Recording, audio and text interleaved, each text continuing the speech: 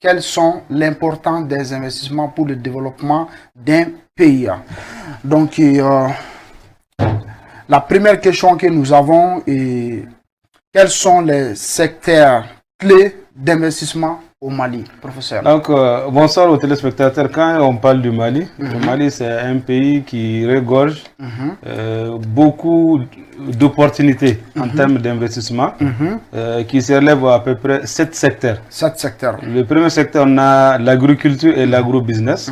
Le deuxième secteur, les mines et ressources naturelles. Le troisième, nous avons l'énergie et renouvelable. Nous avons la technologie. Nous avons l'immobilier et la construction. Nous avons le tourisme et l'hôtellerie, puis les services financiers. Maintenant, si nous prenons un peu le secteur agricole, agro-industriel, vous savez que le Mali, l'économie malienne est basée sur le pilier. L'agriculture est un pilier de l'économie malienne. Quand on parle d'agriculture, on parle des terres arables, des terres fertiles, des terres sur lesquelles on peut continuellement cultiver sans épuiser les terres. Et aussi le Mali dispose de ce qu'on appelle des offices. L'office riz, nous avons aussi la CMDT pour le coton. Le Mali est un grand pays producteur de coton, le riz, le maïs. On a aussi les légumes et les autres opportunités. On a aussi l'amélioration des secteurs. Les gens peuvent investir dans l'amélioration des techniques agricoles telles que l'irrigation, la mécanisation, la vente des engrais et les semences. Vous savez qu'au Mali, souvent, les semences et les engrais posent. Si nous-mêmes, nous fabriquons, nous pouvons vendre à nos cultures. Donc, c'est vrai qu'on a les produits qui vont coûter moins cher. Nous avons aussi la transformation agro-industrielle et agroalimentaire, telle que l'huile. Le Mali produit de l'huile. Nous avons beaucoup d'usines d'huile. Des investissements énormes ont été effectués dans le secteur de l'huile. Nous avons des usines d'huile. Nous avons aussi ce qu'on peut appeler aussi le développement de la chaîne et de la logistique. C'est-à-dire que quand on prend l'arachide, ou bien quand on prend, il y a beaucoup de dérivés. Il y a souvent l'huile, le coton, on a souvent les dérivés. Donc on peut produire, mais on peut transformer dans le secteur, ce qu'on appelle l'agriculture et l'agro-industriel. Et aussi, n'oubliez, quand on parle d'agriculture, on parle forcément de l'élevage. Dans l'élevage, nous avons les bovins, les ovins, les caprins, les volailles. Et c'est vrai que le Mali est un producteur, est un pays qui peut mettre à sa disposition l'élevage. C'est-à-dire que les moutons, les baies, les vaches, le Mali est un grand producteur dans ce domaine. Et quand on parle de ce produit, nous avons les dérivés de l'élevage, tels que le lait par exemple. Le Mali produit du lait. Donc il faut que le lait qui est produit, qui est extrait des vaches, doivent être conservés et transformés en yaourt et autres. Donc si nous parlons, ça c'est l'agriculture d'abord. Donc pour dire que le pilier de notre investissement, pour ceux qui peuvent venir, ils ont l'opportunité à investir dans l'agriculture. Donc nous avons l'office riz, l'office du Niger, l'office Célène. On a beaucoup de terres qui peuvent même nourrir l'Afrique, qui peuvent nourrir le monde. Donc il suffit juste que les gens investissent et que les gens cultivent. Et le deuxième point d'investissement, nous avons les mines et les ressources naturelles. À dire que même si on n'est pas premier producteur d'or, en Afrique, le Mali produit de l'or. En Afrique, est un grand producteur d'or. Au-delà de l'or, qu'est-ce que nous avons? Nous avons les nouveaux secteurs minéraux, tels que le lithium, le fer. Nous avons aussi les phosphates et nous avons aussi des opportunités. Chaque jour que Dieu fasse, il y a de nouveaux gisements qui sont découverts. Nous avons le lithium, il y a beaucoup de ressources naturelles. Quand on prend le sud comme le nord, comme l'est, donc il y a beaucoup de régions où les ressources sont là, mais c'est des ressources qui ont besoin d'investissement pour être exploitées. Au-delà de ça, nous avons la modernisation de l'extérieur. Donc, c'est vrai qu'il y a une opportunité pour ceux qui veulent investir dans le domaine de l'extraction. Parce qu'il ne faut pas que chaque fois qu'on a besoin d'un matériel, qu'on aille acheter. Donc si on a cette modernisation locale, ça pourrait favoriser. Nous avons aussi la transformation locale des minéraux. Je prends un exemple. Si on produit le lithium par exemple, le lithium sert à fabriquer les batteries. Donc si on a des investissements sur place, le lithium qui est extrait, on peut transformer sur place des batteries. Donc on peut servir, on peut aider d'abord le Mali a dépassé la crise énergétique, on peut même exporter, aller vendre les batteries. Donc nous avons aussi le troisième point d'investissement au Mali, après l'agriculture, les mines, les ressources naturelles, nous avons l'énergie renouvelable. L'énergie renouvelable, ça peut jouer et facilement remédier à ce problème qu'on a en termes d'électricité. Donc nous avons, n'oubliez pas que le Mali est un grand pays sahélien. Le Mali possède des capacités énormes en termes d'énergie renouvelable. Nous avons la possibilité, à travers ce qu'on appelle la production de l'énergie solaire. C'est-à-dire que les centrales solaires sont en cours par le gouvernement. Des investisseurs aussi peuvent transformer et venir au Mali, investir dans ce domaine pour aider le Mali et l'Afrique à dépasser les problèmes énergétiques à travers l'énergie, ce qu'on appelle les centrales hydriques et les centrales solaires. Maintenant, si on prend l'énergie renouvelable, nous avons les centrales hydriques, c'est-à-dire les barrages à partir de l'eau. Comme nous avons un cas ici à Selengue, et nous avons les barrages de Manantano, nous avons beaucoup de barrages qui ont besoin d'investissement pour que nous puissions dépasser ce problème énergétique. Nous avons aussi, après l'énergie solaire, nous avons la possibilité d'avoir l'énergie éolienne. Donc l'énergie éolienne, c'est à partir des vents. Donc l'énergie éolienne, c'est à partir des vents qu'on peut transformer cette énergie en stockage solaire.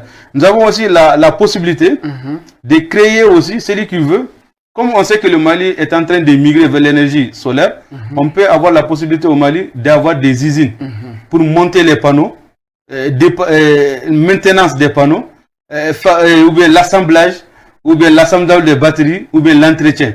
Donc, c'est des opportunités que les gens peuvent avoir au Mali. Parce qu'aujourd'hui, au Mali, tout le monde a tendance à aller vers les panneaux. Si on a une unité d'assemblage, une unité qui fabrique ou bien qui entraîne la maintenance à long terme, cette unité peut avoir des effets, des opportunités d'affaires au Mali. Donc, pour continuer, nous avons, après l'énergie éolienne, nous avons les solutions pour stocker l'énergie. C'est-à-dire qu'il y a le stockage d'énergie. Si tu produis plusieurs mégawatts ou bien plusieurs kilowatts par l'énergie solaire, tu peux stocker et revendre à l'EDM. L'EDM aussi va revendre aux consommateurs. Donc après l'énergie, nous avons la technologie. Donc dans la technologie, qu'est-ce qu'on a? Nous avons les paiements au mobile banking. Comme au Mali, nous avons deux très connus, Orange Money et mobile cash. Donc les deux, c'est des opportunités d'affaires au Mali. Après l'énergie solaire, après le paiement banking, nous avons la possibilité aussi de faire des apprentissages en ligne, ce qu'on appelle l'éducation en ligne. Donc des structures peuvent former des Maliens sans pourtant aller ailleurs. Donc ça aussi, c'est des formes d'investissement on peut avoir. Après cela, nous avons aussi les infrastructures de télécom. Donc ceux qui veulent, par exemple, on sait qu'au Mali, la technologie se développe. Si on a des unités qui assemblent les télés ou bien qui peuvent réparer les télés, on n'a plus l'ambition d'aller ailleurs pour acheter ou bien pour aller réparer nos télés. Nous avons aussi des opportunités d'investissement en matière de technologie, ce qu'on appelle les logiciels. Donc il y a beaucoup de logiciels que les gens fabriquent ailleurs, qui nous vendent, tels que les antivirus et autres. Donc au Mali, si nous avons la capacité, je sais que nous avons beaucoup d'informaticiens qui peuvent mettre en place des logiciels pour apprendre, les logiciels pour montrer la route, les logiciels pour nous donner la météo. Donc on a beaucoup de logiciels qui peuvent être assemblés, qui peuvent être mis en place et mettre à la disposition. Donc après, le premier point, je l'avais dit, ça c'est l'agriculture. Deuxième, les mines et les ressources.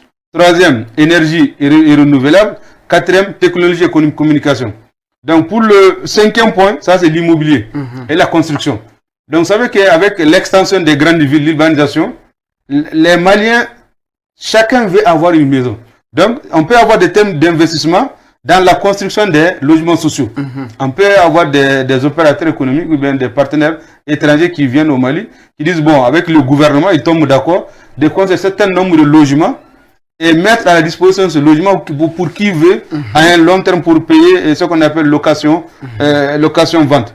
Nous avons aussi le développement des zones industrielles, comme nous avons Dialakorbougou. Donc c'est des zones qui peuvent être habilitées et viabilisées pour que les gens puissent avoir les zones industrielles. Nous avons aussi les matériaux de construction. Si nous voulons par exemple le ciment, donc le Mali, que le Mali produit le ciment, mais si on a d'autres opportunités pour produire le ciment va coûter moins cher. Donc après l'immobilier et la construction, on revient au tourisme. Donc dans le tourisme, nous avons l'hôtellerie. Donc nous avons des hôtels qui peuvent accueillir ou bien qui peuvent servir de logement pour les affaires, pour les réunions et pour les conférences. Nous avons aussi le développement du circuit culturels. Si on prend Tombouctou, Djenné, Pays Dogon. Donc tout ça, c'est des opportunités d'investissement qu'on a. On a aussi, à travers la culture, le tourisme local va faire un moyen pour faciliter la vente de nos produits locaux. C'est-à-dire que quand tu pars à Tombouctou, vous avez les grands boubous, les trucs traditionnels. Donc mettre en valeur la culture, aider les artisans à se développer. Et pour finir, le 7e point, ça c'est le service financier. Donc quand on parle de services financiers, par exemple le développement des micros, ce qu'on appelle les caisses d'épargne. Donc ça aussi c'est des opportunités. Ouvrir des caisses d'épargne où les gens viennent emprunter de l'argent, ils vont rembourser. Donc ce mécanisme peut être des opportunités d'affaires. Nous avons aussi les assurances. Nous avons beaucoup d'assurances pour les véhicules. Donc c'est en gros pour dire au monde entier que le Mali a beaucoup d'opportunités d'investissement. Énormes, des secteurs clés à potentiel. L'agriculture, les mines et les ressources, l'énergie renouvelable, la technologie, l'immobilier, le tourisme et le secteur financier. C'est les opportunités en gros qu'on peut. Sinon il y a d'autres, mais nous avons préféré de donner ces échantillons d'abord et puis nous allons revenir dans d'autres rencontres pour essayer d'aller en profondeur. D'accord. Merci le professeur Dino et le politologue. Donc on a d'autres questions aussi. Comment les investisseurs étrangers peuvent-ils contribuer à notre avenir? Bon, comme on a vu, le Mali c'est un grand pays où l'économie pourrait aussi profiter des investissements étrangers.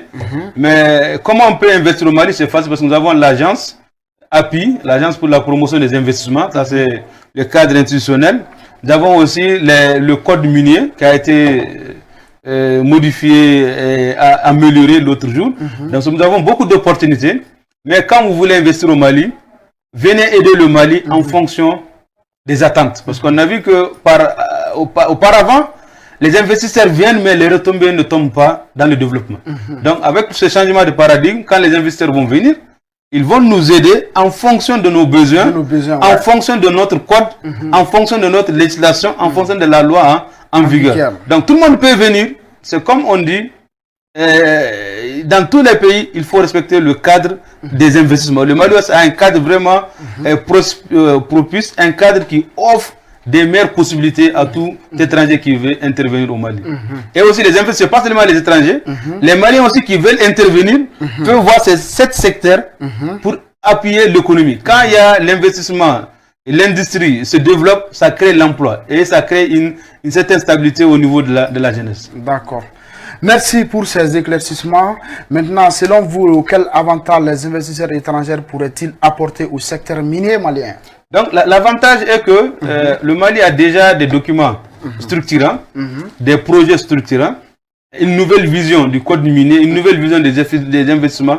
Ils sont déjà préétablis et disponibles au niveau de l'agence pour les investissements. Il suffit que les gens viennent, se rendent au niveau des investissements, se rendent aussi à la chambre des commerces et d'industrie, ou se rendent au niveau du ministère du commerce, ou tout simplement d'aller sur les sites pour avoir les informations nécessaires. Donc pour investir au Mali, c'est des opportunités. Et quand on vient au Mali aussi, soyez sûr que la législation en vigueur, la sécurité et le développement offrent de meilleurs cadres pour toute opportunité d'investissement. Et aussi, comment ces gens peuvent nous aider? Parce que comme on l'a dit, en matière d'affaires, une affaire est une affaire. Donc les pays n'ont pas d'amis, mais les pays ont des intérêts. Quand vous venez au Mali, soyez sûr que vous allez avoir votre intérêt. Le Mali aussi aura ses intérêts, mais dans le cadre de la loi en vigueur. Voilà. D'accord. Et on a une autre question. Comment les investissements responsables dans le secteur mine pourraient-ils améliorer la vie des Maliens? Bon, on l'a dit, parce que l'État seul ne peut pas tout prendre en charge, parce qu'il faut que l'investissement, on dit quand l'or brille, l'or doit briller pour les Maliens. Pour tous. Quand on parle de l'énergie solaire, l'électricité devrait servir tout le monde. Ça veut dire que, en plus de ce qui s'est passé aujourd'hui, nous avons la chance avec les autorités. Quand un investisseur vient au Mali, il sait qu'il va investir.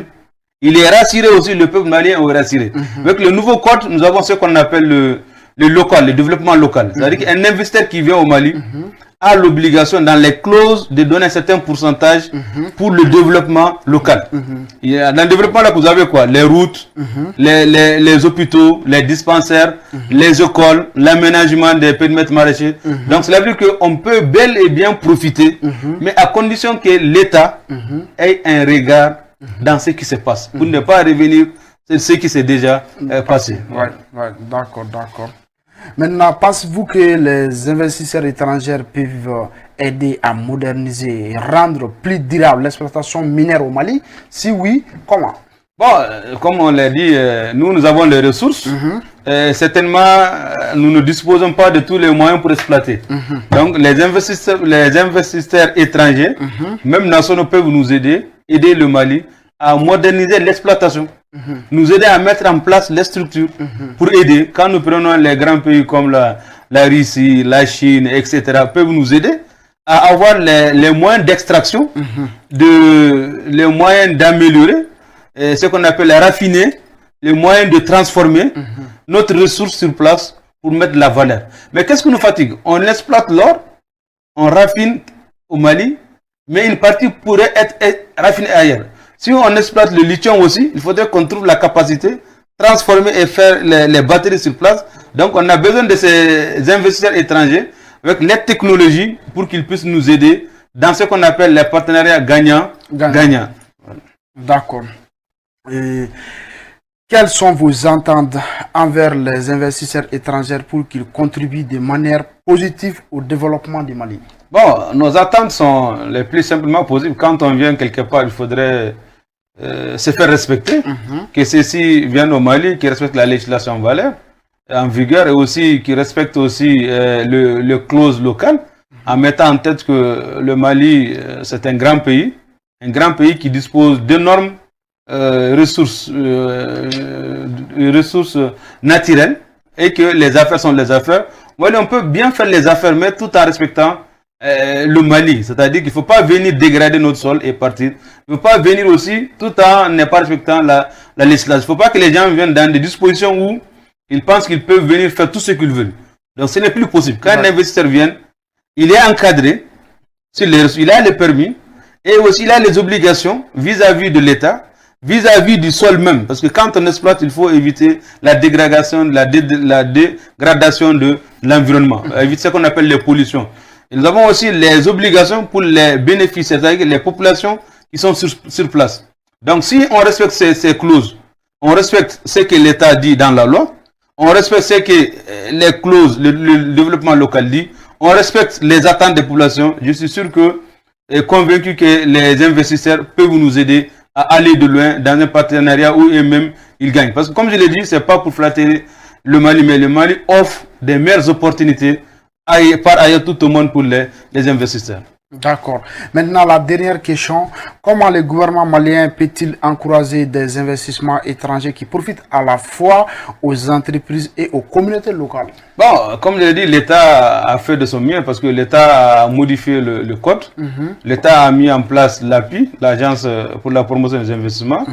L'État a aussi des structures faîtières. Comme je l'avais dit, la Chambre de commerce, nous avons le patronat. Nous avons beaucoup de mécanismes pour faciliter les investissements au Mali. Mais là, souvent, c'est la question de volonté même de certains investisseurs qui pourraient poser des problèmes. Donc, quand les investisseurs viennent, il faudrait que les investisseurs passent forcément à travers ces canaux. Soit par les structures faîtières qui existent, soit par l'État, pour contracter ou demander le permis.